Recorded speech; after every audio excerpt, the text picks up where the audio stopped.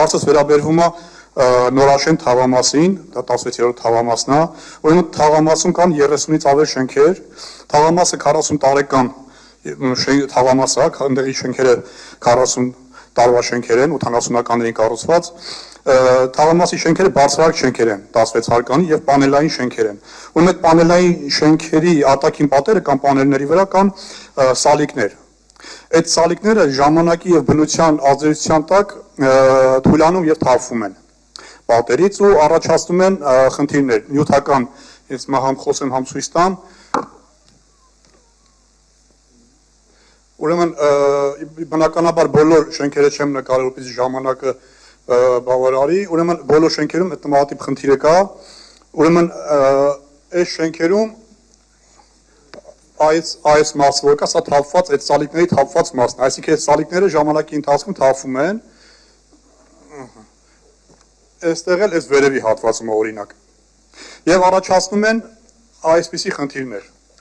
Սա մեքենա է,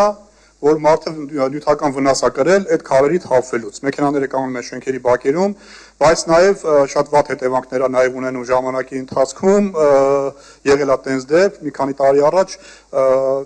դժբախտ պատահար ա եղել, ընկել է երեխայի գլխին։ Դրանից հետո բերեցին, ուրեմն այսպիսի լուծում տվեցին, այսինքն ցանցեր դրեցին շենքերի տակ եւ նաեւ ամրացրեցին այդ սալիկները, որը նաեւ հիմա եմ ես պահանջելու, ուրեմն ամրացրեցին այդ սալիկները եւ այդ ցանցերը դրեցին, որպեսզի կուտակվի այդ կամ թափվի այդ ցանցերի վրա այդ քարերը, բայց քանի որ վերևի հարկերից ընկնող քարերը երկար ճանապարհ են անցնում ու այդ հնարավոր չի որ ընկնի անմիջապես ցանցի վրա, ինքը ընկնում է ցանցից դուրս կամ բարձր հարկից ընկնելուց ընկնում է ցանցի վրա, ընկնում է էլի ներքև գետնին, առաջի հարկ։ Եվ ասեցի առաջացնում է խնդիրներ, որից մեկը ցույց տվեցի, այդ մեքենայի վնասը մարդունը չեն փոխհատուցել։ Այդտեղ նաև կա այսպիսի խնդիր, այդ թաղամասում միջպանելային հատվածի այս բաց հատվածներն է, որտեղից անձրևաջրերը լցվում են բնակարաններ։ Ուրեմն ինչումն է պահանջս կամ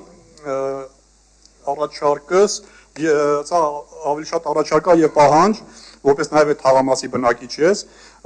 եկող տարվա բյուջեով գումար հատկացվի եւ այս շենքերի այս արտաքին պատերի վերանորոգման հարցը լուծվի, սալիկները ամրացվի, որը թույլ է եւ այս միջպանելային հատվածում բան այնտեղ նյութ են լցնում, բիտոն են լցնում, այդ միջպանելային հատվածը լցվի, որպեսզի բնակարանները ջուր չլցվի եւ նաեւ դժբախտ պատահարներ չլինեն։ Այսինքն չսպասենք դժբախտ պատահար լինի, քարերը թափվի ինչ-որ մեկի գլխին, նոր որոշենք որ ցեք ամրացումներ անենք։ Սա ասեմ մի քանի տարի առաջ ամրացում եղել է միջանկյալ, հիմա երևի հերթական ժամանակը հասել է հերթական վերանորոգում անելու, սա եկող տարվա բյուջեով մտածեք, որպեսզի գումար հատկացնենք այս հարցին լուծում տանք։ Մի հատ շենք չի, երկու հատ շենք չի, նենց է չի որ սա համատիրության կամ բնակիչների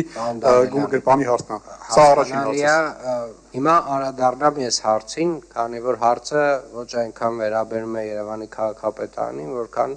համատիրությանը եւ համատիրության լիազորությունների եւ պատասխանատվության շրջանակն է այն հարցը, որը դուք բարձրաձայնում եք, եւ ընդհանուր մի շատ կարեւոր սկզբունք կա, որ Երևանի քաղաքապետարանն իրականացնում է, երբ խոսքը գնում է շենքերի ներսում կամ շենքերի արտաքին սալիկապատման հետ կապված աշխատանքներ կամ նույնիսկ տանիքներ վերանորոգելիս, շատ կարեւոր է հասկանալ իսկ համատիրությունը ինչ է պատրաստ այս գործընթացում անել, որովհետև այնուամենայնիվ այո մենք պատրաստել ենք նաև ռեֆորմի փաթեթ համատիրությունների օրենքի վերաբերյալ եւ կոնցեպտուալ փոփոխում ենք ամբողջ ոլորտը, բայց նույնիսկ այսօր շատ հաջողված համագործակցության այսպես ասած դեպքեր ունենք տարբեր համատիրությունների հետ եւ հիմա այն ինչ որ դուք խոսեցիք ամբողջապես համատիրության պատասխանատվության շրջանակից, որին մենք պատրաստ ենք աջակցել, բայց հասկանանք համատիրության կողմից ինչ աշխատանք է արվելու։ Կարծում եմ աջափնյակ վարչական շրջանը արդեն համապատասխանաբար այս քննարկումը կկազմակերպի։ Ես գրություն եմ ուղարկել քաղաքապետարան, իսկ պատասխանվել է, որ Արմեն Փամբուկչյանի եւ քաղաքապետարանի միջեւ ինչ որ խումբ ձևավորվելու, որը զբաղվելու է այս հարցով, հենց որ պետք է հետեւողական լինել ու այս հարցը լուծել, համատիրությունը կլուծի, քաղաքապետարանը կլուծի, ուրեմն սա պետք է լուծվի, համատիրությունը լուծելու համար ես խոսել եմ, ասում են ծախսերը մեծ է, չենք կարա քաղաքապետարանը պետք է անի, ոնց որ այս հարցին լուծում տվեք։ Շատ լավ։